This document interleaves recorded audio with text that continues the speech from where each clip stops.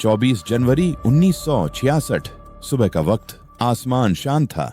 एक विमान यूरोप के बर्फीले पहाड़ों के ऊपर से गुजर रहा था। उस विमान में बैठा था एक ऐसा इंसान जिसे भारत का भविष्य कहा जाता था, होमी जहंगीर भाभा। लेकिन कुछ ही पलों में सब कुछ खत्म हो गया।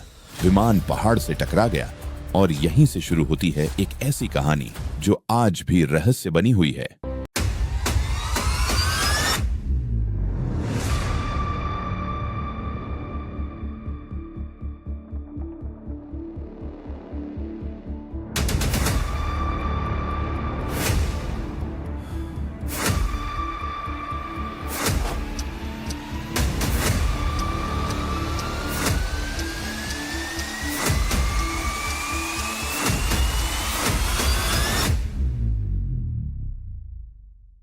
कहानी है होमी जे भाभा की, एक ऐसा नाम जिसने भारत को परमाणु ताकत बनने का सपना दिया। लोग उन्हें भारत के न्यूक्लियर प्रोग्राम का जनक कहते हैं।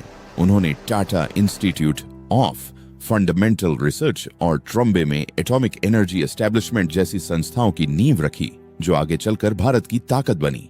1950 और 60 के दशक में जब दुनिया कोल्ड वॉर के डर में जी रही थी, तब भारत भी अपनी जगह बना रहा था और इस पूरी कहानी के केंद्र में थे डॉक्टर भाभा।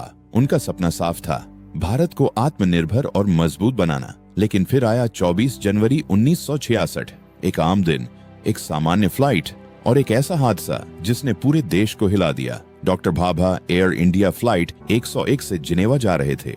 वहां से उन्हें वियना में एक महत्वपूर्ण मीटिंग में हिस्सा लेना था, लेकिन उनका विमान फ्रांस और स्विट्जरलैंड की सीमा पर स्थित मॉन्ट ब्लैंक पहाड़ से टकरा गया। इस हादसे में विमान में सवार सभी 117 लोगों की मौत हो गई। एक आधिकारिक जांच में कहा गया ये एक दुर्घटना थी। रिपोर्ट के अनुसार पायलट और एयर ट्रैफिक कंट्रोल के बीच गलतफहमी हुई।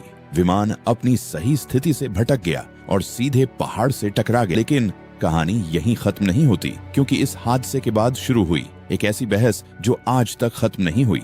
कुछ लोगों ने सवाल उठाया, क्या ये सच में सिर्फ एक गलती थी या फिर इसके पीछे कुछ बड़ा छिपा था? उस समय भारत तेजी से न्यूक्लियर पावर बनने की ओर बढ़ रहा था। डॉक्टर भाभा ने 1964 में कहा था कि भारत कुछ ही सालों में परमाणु बम बना सकता है। ये बात दुनिया की बड़ी ताकतों के लिए चिंता का कारण बन सकती थी और यहीं से जन्म लेती है सबसे बड़ी कंट्रोवर्सी। एक दावा सामने आया कि इस हादसे के पीछे अमेरिका की खुफिया एजेंसी CIA का हाथ हो सकता है। एक पत्रकार ग्रेगरी डगलस ने दावा किया कि उन्होंने CIA अधिकारी रॉबर्ट क्राउली से बातचीत की थी। इस कथित बातचीत में कहा गया कि विमान में बम रखा गया था जिससे ये क्रैश हुआ है। लेकिन ध्यान देने वाली बात यह है, इन दावों का कोई पक्का सबूत आज तक नहीं मिला। कई विशेषज्ञों ने इन थ्योरीज को साजिश मानने से इनकार किया। उनका कहना है कि ये सिर्फ अफवाहें हैं जो समय के साथ बढ़ती गईं। फिर भी कुछ बातें ऐसी हैं जो लोगों को सोचने पर मजबूर करती हैं। जैसे इस हादसे में ब्लैक बॉक्स कभी नहीं मिला। कई सालों बाद भी पहाड़ों में विमान के टुकड़े और सामान मिलते रहे और कुछ दस्तावेज भी बाद में बरामद हुए जिन्होंने इस रहस्य को और गहरा कर दिया। विकिपीडिया इतना ही नहीं, उस समय भारत के दूसरे बड़े वैज्ञानिक विक्रम साराभाई की मौत भी कुछ साल बाद अचानक हो गई। इससे लोगों के मन में और भी शक पैदा हुआ। लेकिन सच क्या है? क्या ये सिर्फ एक दुखद दुर्घटना थी जिसमें एक महान वैज्ञानिक की जान चली गई, या फिर ये एक सोची समझी चाल थी ताकि भारत की प्रगति को रोका जा सके? आज इतने सालों बाद भी इसका कोई स्पष्ट जवाब नहीं है। इतिहास के पन्नों में ये घटना एक दुर्घटना के रूप में दर्ज है, लेकिन लोगों के दिलों में ये अब भी एक रहस्य है। डॉक्टर होमी भाभा चले गए, लेकिन उनका सपना नहीं गया। उनके बाद भी भारत ने अपना न्यूक्लियर सफर जारी रखा। 1974 में भारत ने अपना पहला परमाणु परीक्षण किया और दुनिया को दिखा दिया कि ये सपना अब हकीकत बन चुका है।